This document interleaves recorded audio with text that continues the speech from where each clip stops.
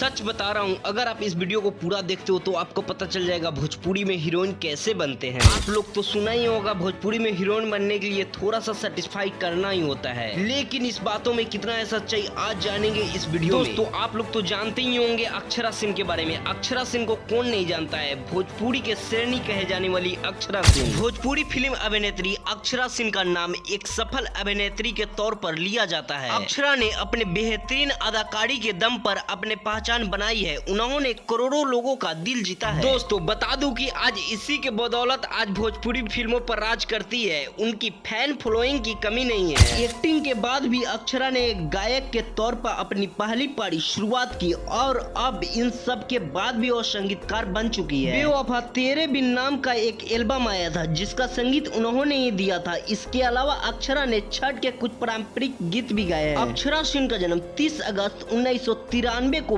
बिहार की राजधानी पटना में हुआ था।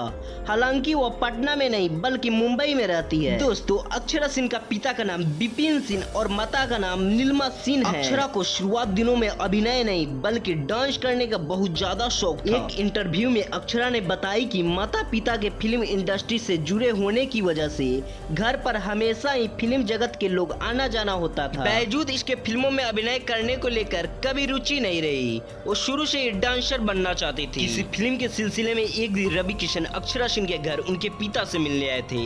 उसी वक्त उन्होंने अक्षरा सिंह को देखा और उन्होंने अपनी फिल्म सत्यमेव जयते के बेखौर अभिनेत्री काम करने की बात की। अक्षरा सिंह भी यह मौका गंवाना नहीं चाहती थी, तो उन्होंने रवि किशन की पूरी बात सुनने के बाद हाँ कर दिया और फिर यही उनके फिल्म कैरियर की शुरुआत हो गई और ये फिल्म बॉक्स ऑफिस पे काफी हिट साबित हुई। जिसके बाद अक्षरा सिंह के पास फिल्में की लाइन लग गई। फिर अक्षरा ने पीछे मुड़कर कभी नहीं देखा। आज वो भोजपुरी फिल्मों के स्टार एक्टर के तौर पर जानी जाती है। उन्होंने इंडस्ट्री के सभी स्टार के साथ काम किया है, चाहे वो पवन सिंह हो, खेसारी लाल यादव, दिनेश लाल यादव हो या फिर रवि किशन हो। हालांकि पवन सिंह के साथ वो रिलेशनशिप में भी थी, जिसके बारे में उन्होंने खुद एक इंटरव्यू में कहा था। हालांकि दोनों में काफी अनबनी होने लगी थी, जिसके बाद दोनों अलग हो गए। अक्षरा सिंह टीवी इंडस्ट्री में भी काम कर चुकी है। टीवी शो काला टीका में भी एक्टिंग कर चुकी है। अक्षरा सिंह के पास एक शाइलो कार है जिसकी कीमत 12 से 15 लाख रुपए है। एक स्कॉर्पियो है जिसकी कीमत भी लगभग 15 लाख रुपए है।